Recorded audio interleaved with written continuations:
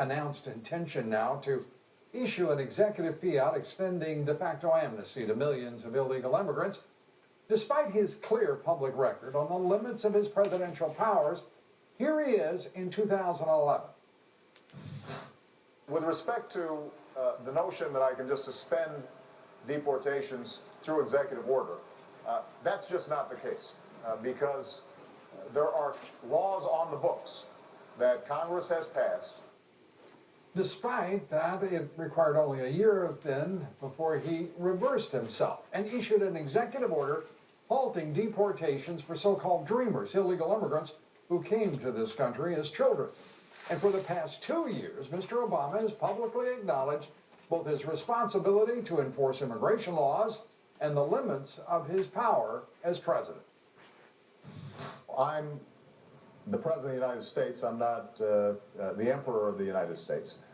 My job is to execute laws that are passed. I would be ignoring the law in a way that I think would be very difficult to defend legally. So that's not an option. A lot of people have been saying this lately on every problem, which is just sign an executive order. And we can pretty much do anything and basically nullify Congress. And unfortunately, well, wait, before everybody starts clapping, that's not how it works. Seems like there was a serious appetite there to nullify Congress. No, as the president said, that's not how it works. But the president has now reversed himself, believing he can now act unilaterally, believing that he can set aside the Constitution as a mere annoyance that frustrates his imperial will, because Congress would not do as he ordered. Even the Washington Post appears to have had a bellyful of the facile president's adventurism with executive fiats. The Post fact-checker gave Mr. Obama this: that's an upside-down Pinocchio for reversing himself on this important issue.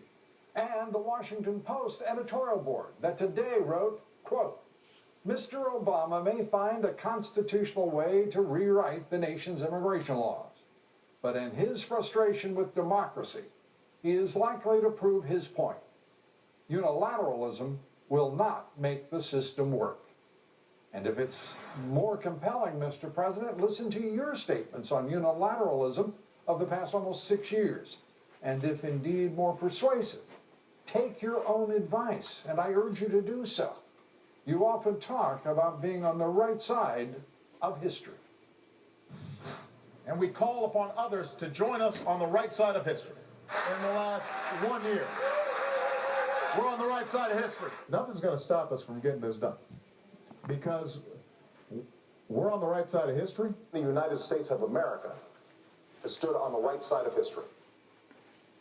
Well, Mr. President, your refusal to build a national consensus for your views on immigration, your policy preferences, including amnesty, and then to act unilaterally through an executive fiat puts you in poor contrast to the first president of the United States to grant amnesty for illegal immigrants, Ronald Reagan. He built that national consensus, and both houses of Congress approved the amnesty legislation that he signed into law nearly 3 decades ago. And if you choose to flout our immigration laws and flout our Constitution, you will have placed yourself solidly on the wrong side of history. Now our quotation, if I may, of the evening. This one from Washington Post opinion writer and Fox News contributor George Will. America is the only developed nation that has a 2,000-mile border with a developing nation. And the government's refusal to control that border is why there are an estimated 460,000 illegal immigrants in Arizona, and why the nation, sensibly insisting on first things first, resists comprehensive immigration reform. We're coming right back.